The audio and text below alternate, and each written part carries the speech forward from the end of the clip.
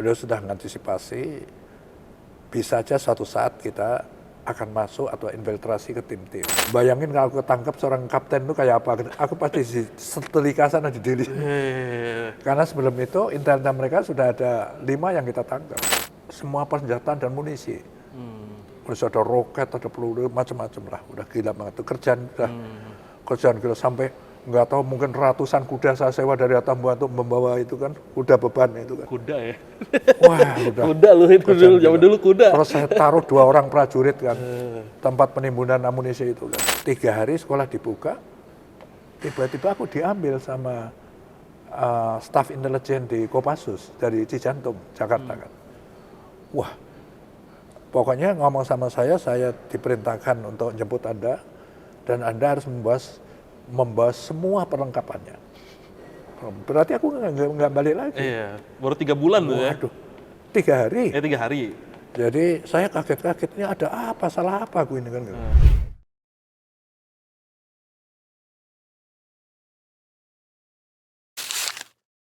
Halo para penonton Dia Talks. Kita nih saat ini sedang di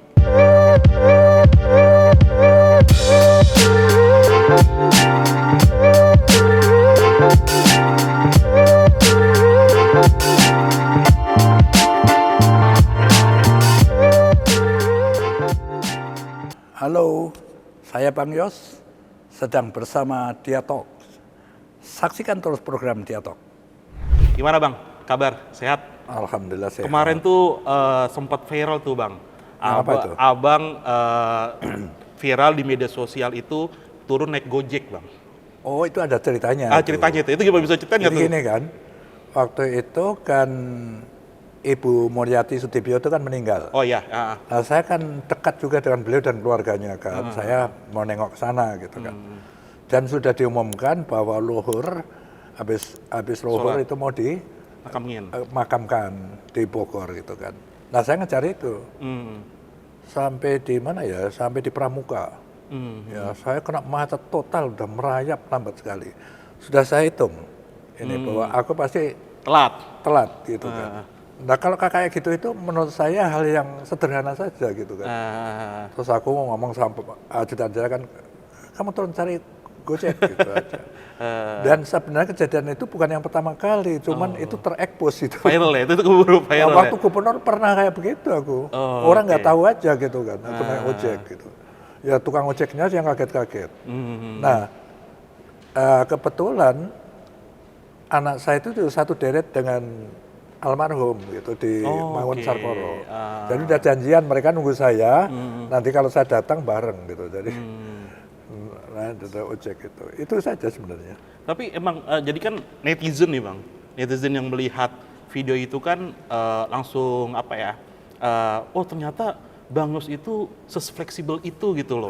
Misalnya maksudnya emang ya, ada undangan di Sultan Sultan Gubernur nih. Aku Gubernur. datang sama ibu kan, istri kan. Udah naik, ada pengawalan kan Gubernur kan. Begitu dari mana Imam Bonjol terus kita masuk ke Tamrin ya, Sudirman ya. Masuk Sudirman, macet total kayak gitu. Aku nggak mikir panjang itu. Aku turun sama istri saya, aku naik busway. Gitu kan. Itu emang saya udah di biasa Polda, Polda itu kan turun, aku jalan kaki udah selesai. 1 jam kemudian baru sampai mobil saya. Jadi maksud saya ya, ya karena apa sesuatu yang sederhana yang sampel mau kita persulit gitu kan. Yang penting kita harus berusaha tidak pernah telat dalam acara apapun itu. Gitu. Oh itu berarti kuncinya adalah soal disiplin Bang ya? Itu rada tabu saya kalau saya telat itu. Nah, makanya ini jadi apa nih? Jadi nilainya para generasi sekarang, Bang. Iya. Bagaimana cara untuk bisa disiplin waktu, ya kan? Janjian jam 12 baru berangkat, mana mungkin bisa tepat waktu. Pada baca tadi kan di Jakarta ya. Ini by the way kita lagi syuting nih di Museum Bang Yos ya, Bang ya. Namanya. Jadi ini tadi gue bisa lihat-lihat nih banyak banget dari jejak kepemimpinan Bang Yos dari selama di TNI sampai Pangdam. Akhirnya TNI Pangdam Bang ya? Iya, jadi isinya Pangdam, ini adalah biografi sebenarnya. Ya, biografi juga tadi ada awards juga dari beberapa institusi lembaga Bang ya. Ini tapi sebelumnya ini museum ini untuk para teman-teman nanti yang nonton ini bisa dibuat publik atau gimana Bang? Apa? museum ini bisa dibuat untuk publik atau gimana? Oh iya, boleh rombongan, asal rombongan. Oh, boleh datang untuk melihat karya-karya Bang Yos ya? Libur Sabtu atau Minggu, silakan aja gitu. Nah ini kan teman-teman kita nih, penonton-penonton kita ini kan kebanyakan anak-anak muda nih Bang. Jadi kan kebetulan Abang ini kan tokoh di Jakarta gitu ya, dan tokoh di nasional gitu. Kalau dulu saya inget ya Bang Yos ini, zamannya saya pas muda tuh, pas masih kecil lah gitu kan, salah satu ikonnya Persija bro. Ini ikonnya Persija. Dulu tuh ingat banget tuh, kalau misalnya ada apa tuh pasti tokonya tuh Yang melahirkan, membidani Jackmania kan saya. iya itu makanya dulu kita kan anak-anak DJ itu kan naik apa Kopaja dulu kan, itu selalu tuh nama-namanya Bang Yos tuh. Brem, Bang, yo, brem. Jadi emang anak-anak Jakarta tuh, tapi DJ tuh emang deket banget sama Bang Yos. Itu kenangan manis. Kenal masuk. Sebelum masuk situ Bang, saya pengen nanya soal karir nih Bang. Biar teman-teman penonton tahu anak-anak muda ini sebelum jadi Pangdam tuh ceritanya gimana sih Bang? Kenapa memilih awalnya gitu pas mudanya Bang Yos itu seperti apa gitu? Kenapa memilih akhirnya di Akademi Militer TNI gitu? Jadi sebenarnya ya waktu kecil ya, sampai di SMA udah lulus gitu ya. Ibu saya terutama itu melarang saya jadi tentara itu. Tapi maaf Bang, emang dari keluarga tentara atau? Bukan, ayah saya kan cuman guru SD aja. Ibu saya juga ibu rumah tangga. Jadi ibu saya udah trauma kan, mengalami zaman Belanda. Kakak saya nomor 1, Mas Suparto namanya kan, dia kan mahasiswa agama. Otomatis jadi tentara pelajar. Ya. Sudah jerit-jerit, sudah tangisan tahlilan itu, Suparto mati gitu kan, beritanya kan. Kemudian datang sama teman-teman yang bawa senapan, itu rupanya Suparto lain.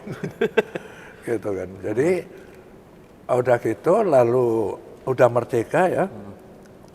Kakak saya nomor 4 jadi perwira marinir gitu kan.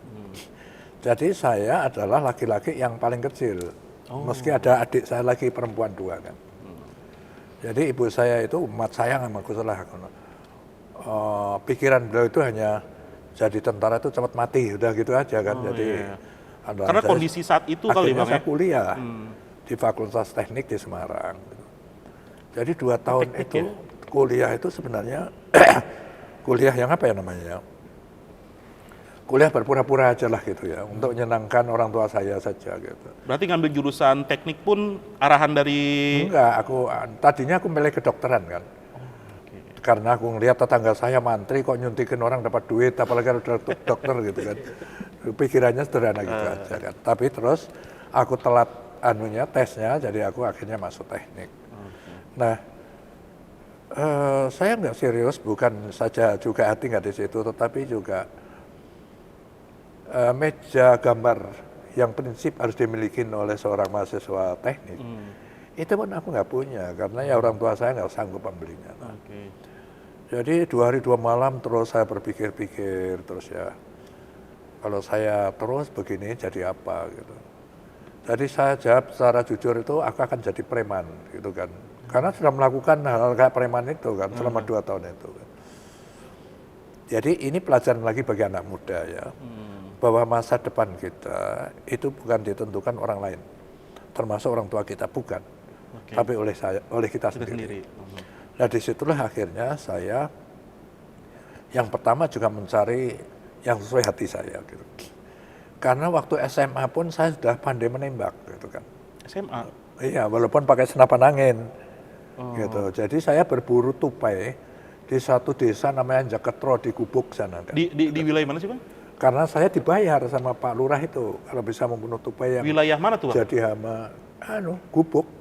Gubuk itu Semarang, Gubuk, Demak itu yang kayak gitu kan. Naik kereta api Koboi itu yang nggak bayar itu kan aku ke sana. Terus jalan kaki 2 jam itu sampai Jaketro itu, paginya baru berburu. Nanti tupai ya? Saya kumpulin ekornya itu saya potongin gitu kan. Nanti saya setorkan Pak Lurah. Itu karena jadi hama yang luar biasa. Gitu nah. Dan saya kuat kan, fisik kan, karena saya sepeda juga nggak punya, kemana-mana jalan kaki. Kan. Dan saya senang berkelahi waktu kecil, jadi sepertinya habitat saya di sana. Gitu. Masalah yang mendasar adalah bagaimana kalau ibu saya tahu gitu kan, pasti aku dilarang. Nah karena itulah saya menggunakan alamat teman saya untuk pendaftaran itu. Jadi data saya sampai pensiun itu sebenarnya alamatnya bukan alamat saya, alamat teman saya itu. Oh, Gitu oke. kan, gitu. Temennya itu ikutan daftar juga. Di Angkatan Udara dia. Oh, tapi ikutan daftar juga ya? Sudah sampai tahap pangkat terakhir kolonel. Oh, oke. Ah. Akhirnya masuk di tahun 65 Bang ya? 65, jadi saya lulus 68. Lulus 68 gitu. Bareng Pak Wiranto, Pak Agung, itu kan Oh, angkatan satu letting tuh ya? saya. Ya. Nah, akhirnya kan yang menarik nih Bang, selama kiprah Abang di TNI itu, tadi saya baca-baca juga di museum nih, ada yang menarik saya adalah soal Kapten Manik, Kapten Manik gitu Bang. Itu tuh boleh cerita itu kayak apa ya Bang ya? Kalau Ya. tuh baca itu kayak superhero yang tiba-tiba masuk lagi ada situasi konflik, masuk sendirian atau berdua, akhirnya menangani konflik itu bisa Jadi diceritain nggak, Bang? waktu masuk tentara gitu ya, terus lulus letnan kan. Waktu letnan itu kan ditanya mau masuk kemana gitu kan. Boleh memberikan misalnya waktu itu kodamnya 17.1 sampai 17 Papua waktu itu kan. Tapi ada Kostrad dan Kopassus gitu. Dan saya milih Kopassus. Ya tentu saja melihat penelitian data kita ya. Waktu akademi hasil fisiknya, akademinya, gimana psikotesnya, cocok nggak mengemban tugas-tugas pasukan khusus itu kan semua dari penelitian. Ya, kita diterima kira-kira 22 orang masuk itu kan. Nah, begitu lulus Letnan 2 itu tahun akhir ya, akhir 68 ya. 69 kita harus praktek mimpin pasukan biasa dan membawa ke daerah operasi gitu. 69. Jadi ke Siliwangi 323, saya ke Kalbar sebagai Komandan Peleton Combat Intel. Combat Intel. Di Anu kan ya. Terus ceritanya kembali lagi pulang ke Jawa, terus latihan komando, udah lolos, baru kita masuk ke Kopassus. Itu syaratnya. Tiga syaratnya dipenuhi. Pernah mimpin pasukan biasa, pernah ke daerah operasi, lulus latihan komando, baru. Kalau tidak, kita berdiri mimpin anak baret merah, kita pernah beroperasi, ya dilirik letnan, nggak pernah dengar desingan peluru, kira-kira kayak gitu lah. Jadi untuk menjaga wibawa kita. Nah, waktu saya letnan itu, saya di grup 2 Magelang. Ya, waktu itu grup 1 waktu itu ya ada di Jakarta, grup 2 di Magelang, grup 3-nya di Kartosuro. Gitu kan. Ada dulu di Kandang Menjangan. Saya di sana, jadi saya pangkat kapten gitu ya, saya memang pertama disekolahkan Intel dulu, Intel Tempur namanya. Saya lulusan gitu. Terus tiba-tiba aku juga baru nikah gitu. Nikah saya itu juga nikah yang telat itu kan. Memang aku sengaja gitu. Saya kalau sudah kapten, komandan kompi baru aku menikah. Berarti Pak, sorry Bang, saya mundur lagi. Kemarin pas lagi masuk TNI itu umur berapa Bang ya? Pas masuk TNI itu umur berapa? Umur ya sudah berapa ya? Ya sudah ada 19-20 lah, karena aku kuliah dulu kan. Oh iya benar, oke. Kalau yang lain kan termasuk, ada yang termasuk kayak Pak Wiranto, apa itu termasuk, langsung aku ya? kan kuliah dulu itu masalahnya. Jadi, nah tiba-tiba nih, malam-malam ditelepon dari Jakarta, agar besok saya ke Jakarta, dan langsung menghadap Pak Beni Murtani. Pak Murtani itu Ketua G1 Hankam dulu namanya. Kalau sekarang ya As Intel Panglima TNI kira-kira kayak gitu lah. Itu kalau sekarang. Wah, saya juga rada deg-degan ini kan. Tentara dari daerah gitu di Jakarta sama Pak Beni yang saat itu perwira tinggi yang lagi moncer gitu loh. Gitu. Ya, intinya saya jam 9 malam langsung disuruh menghadap di ruang kantornya jam 9 malam. Ternyata diberi tugas yang penting lah gitu. Beliau sudah mengantisipasi bisa aja suatu saat kita akan masuk atau infiltrasi ke tim-tim Timur Timur. Karena itu kita perlu data awal gitu. Dan kamu saya tugaskan untuk melakukan penyelidikan terutama di batas ya. Dan kamu harus menemukan paling tidak 2 titik ya yang kira-kira kita aman bisa masuk ke dalam lewat perbatasan itu. Nah, terus kamu saya cover sebagai mahasiswa PUTSI yang lagi melakukan penelitian, gitu kan. Dan kamu tidak boleh diketahui oleh siapapun, termasuk tentara yang ada di sana, kecuali Panglima Udayana, gitu. Dari Timor itu dulu masuk kodamnya Udayana dulu. Udayana ya. Gitu. Oh siapa? Jadi saya berangkat ke Bali dulu ya, terbang ke Bali, laporan sama Panglimanya, ingat saya Pak Weno, waktu itu Pak Sweno ya. Dan habis itu saya melakukan penyamaran sudah. Ya, terus saya dari Bali ke Kupang saya ke Atambua. Gitu. Nah, di Atambua itu saya ketemu perwakilan Bakin. Ya, di Atambua. Seorang mayor, 4 tahun di atas saya, senior saya, Tony Sumarjo. Dan di sanalah kita mengatur perjalanan saya untuk bisa ke batas dengan penyamaran itu tadi.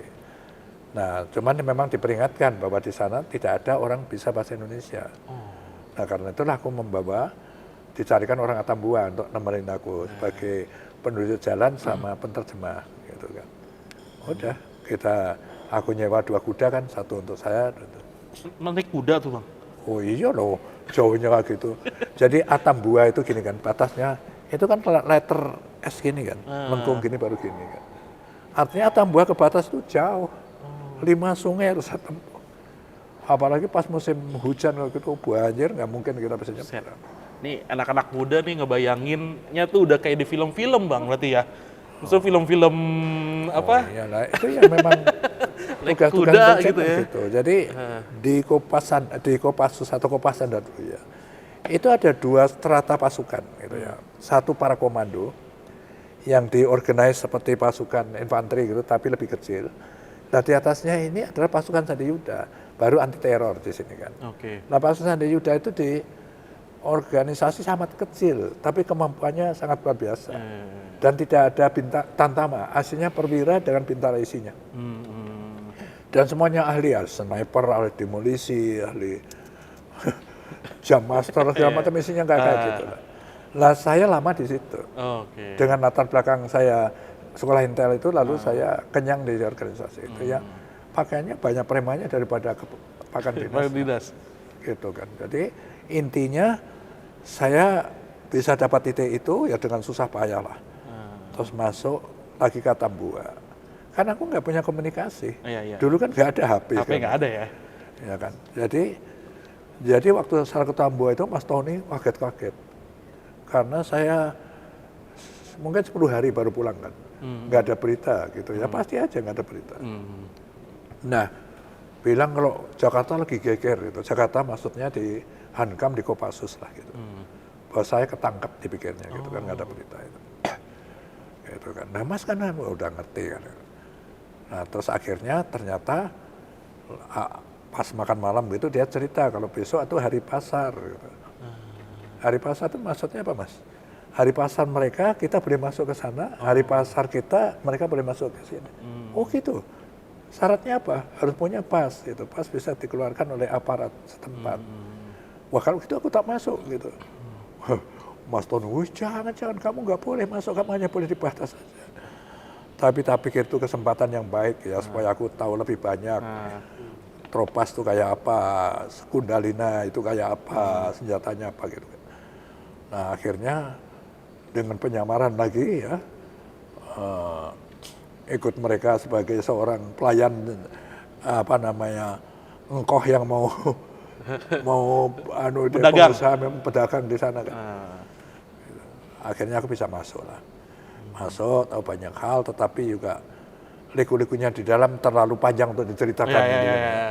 Gitu kan. Bayangin kalau aku ketangkep seorang kapten itu kayak apa. Aku pasti setelika sana di Delhi. Karena sebelum itu intelnya mereka sudah ada 5 yang kita tangkap. Gitu kan. Jadi saat itu saya lanjutannya adalah mempersiapkan kalau kita masuk. Nah pasukan Sandi Yuda itu supaya Anda tahu, prinsip kerjanya itu adalah kalau ke daerah operasi selalu membawa orang setempat. Gitu. Yang kita latih, kita siapkan untuk bisa mendampingi kita. Terutama untuk menunjukkan jalan. Dan yang lain-lain yang tahu situasi di tempatnya kan. Selalu itu metodenya. Nah karena itulah saya juga merekrut orang-orang tim-tim yang udah nyebrang ke kita. terutama yang bekas tropas itu tentara lah. Iya. Kalau Kundalina itu polisi, terutama dari sumber 2 sumber ini saya rekrut. Dan saya membuat camp latihan di hutan dekat Atambua sana. Itu untuk latih. Saya bintang-bintang pelatih saya bawa ke Jakarta, saya drop ke situ, saya berlatih. Saya jadi bolak-balik ke Jakarta, ke Atambua lagi nanti. Itu bolak-balik sampai. Nah, kita sudah siap, ya. Termasuk gilanya lagi adalah aku sudah mengajukan di dekat batas sana semua persenjataan dan munisi. Terus ada roket, ada peluru, macam-macam lah. Udah gila banget. Itu kerjaan gila sampai nggak tahu mungkin ratusan kuda saya sewa dari Atambua untuk membawa itu kan, kuda beban itu kan. Kuda ya? Wah, udah. Kuda lu itu dulu, zaman dulu kuda. Terus saya taruh 2 orang prajurit kan, tempat penimbunan amunisi itu kan. Sekian bulan aku datang kayak mayat. Kayak mayat mukanya putih bersih, nggak pernah kena sinar kan dia. Waduh, kasihan. Udah siap semuanya. Satu tim 100 orang dari Kopassus sudah terutama dari pasukan Sandi Yudanya, dipimpin Mayor Yunus Yosvia. Ya. Hanya aku yang dari luar Jakarta, dari Magelang itu hanya aku sebagai kasih intel di tim ini. Intel. Ternyata persiapan sudah matang itu, kemudian ada pembicaraan antara Menlu Portugis dengan Menlu kita. Ingat saya Pak Adam Malik. Gitu. Oh, Pak Adam Malik. Bahwa mereka sepakat udah tim-tim udah lepas saja. Saya serahkan ke Indonesia aja kan. Itu bunyinya kan. Nah, maka tim ini dibubarkan. Dibubarkan, aku kembali ke Magelang kan. Nah, nggak lama kemudian aku disekolahkan Intel Strat. Intel Strat itu strategis. Jadi di Hankam kita dulu itu hanya ada 2 sekolah Intel. Intel Pur sama strategis. Purnya saya 73 sudah. Nah, ini saya diberangkatkan untuk sekolah Intel Strat. Gitu kan. Jadi saya pamitnya sama istri kan mau sekolah kira-kira 6 bulan namanya. Kan. 3 hari sekolah dibuka, tiba-tiba aku diambil sama staf intelijen di Kopassus dari Cijantung, Jakarta kan. Wah, pokoknya ngomong sama saya diperintahkan untuk jemput Anda, dan Anda harus membawa semua perlengkapannya. Berarti aku nggak balik lagi. Iya, baru 3 bulan tuh ya. Waduh, 3 hari. 3 hari. Jadi saya kaget-kagetnya ada apa, salah apa aku ini kan. Dulu kan belum ada tol kan, jadi biasa sudah mikir aja sepanjang jalan itu. Akhirnya juga aku membawa pakaian seadanya saja kan, sisanya tak titipkan teman aku kan. Sampai Jakarta, ajudan Danjen kan, Danjennya Pak Yogi Mehmet kan, Letnan Jenderal Pak Yogi Mehmet. Ajudannya ribut, oh Kapten, udah dari tadi ditanya terus gitu kan. Ada apa ini? Wah nggak tahu, segera masuk aja. Saya masuk, ternyata di brief sama Pak Yogi bahwa kamu orang yang paling tahu soal tim-tim gitu kan, karena pernah di sana sekian bulan namanya kan, operasi penyelidikan tadi kan aku kan mungkin berapa ya, 8 atau 8 bulanan. Oh, lama juga ya. Gitu kan. Nah, karena itu kamu sekarang ternyata di tim-tim terjadi kontra kup antar partai-partai. Kan ada partai namanya Fretilin kan, yang haluannya komunis waktu itu kan. APODT yang ingin gabung dengan Indonesia. Ada UDT pengen merdeka tapi di bawah Portugis. Kota Trabalista itu kecil-kecil lah gitu. Nah, ini saling kup itu kan. Maka dan yang di atas angin itu Fretilin yang haluannya komunis saat itu kan. Karena itu kita nggak mau seperti itu kan. Ini di jantung kita letaknya, dia nanti jadi negara komunis. Maka kita putuskan untuk masuk, gitu ceritanya. Lalu diperbesar tim itu, yang tadinya 100 orang sekarang 100, 3 tim. 300. Ya, dipimpin Kolonel Dading Kalbuati. Nah, tim 1 namanya cewek semua nih, Susi gitu kan. Komandannya Pak Yunus, wakilnya Sunarto. Gitu. Nini 65, wakilnya 68. 2 Tuti, komandannya Mayor Tarub, wakilnya Agus Salim Lubis, kapten angkatan saya. Nah yang ketiga Mayor Sofyan, tim UMI. Komandannya Mayor Sofyan, wakilnya Kapten Sutioso. Nah, jadi ini masuk itu operasi yang dianggap sangat rahasia lah ya. Dan kita memang tidak akui sebagai TNI, kita adalah sukarelawan. Gitu. Supaya ada image bahwa setim-tim itu belum dikuasai veteran, masih ada perlawanan di dalam. Walaupun kita campuran sama mereka kan, yang pro Indonesia kan. Karena dari tim itu ada 10 orang yang saya rekrut dari Tropas. Gitu. Ya kita akhirnya singkatnya masuklah dengan segala penderitaan gitu ya. Gitu. Makanya dengan nama Kapten Manik itu. Ya, Manik itu adalah nama orang Batas, itu nama yang saya ambil. Ada lagi yang ada nama Leo, ada Alfonso, ada suara yang kayak gitu. Ada Lopez. Nah, saya ngambil Manik itu dari Batas karena dulu ada film serial Manik gitu kan.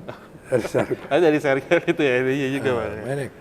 Jadi sampai saya itu kan ceritanya 75 ya, Agustus 75 kita masuk itu.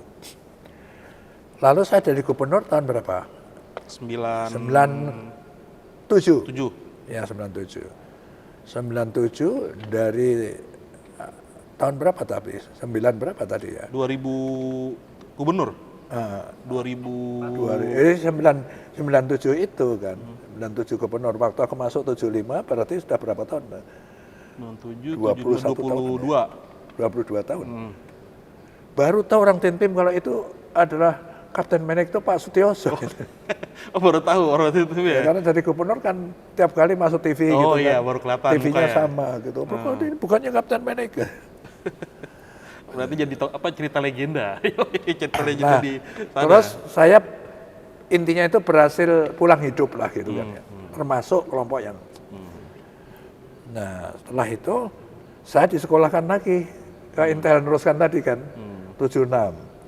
Intel serat kan, selesai lalu saya 6 bulan lapor kan, udah selesai. Wah Yos, kamu harus berangkat lagi nih kan. Karena Panglima Kudahan kami sendiri yang minta Brigjen Dading. Gitu. Ya sudah Pak, saya pulang dulu ke Magelang.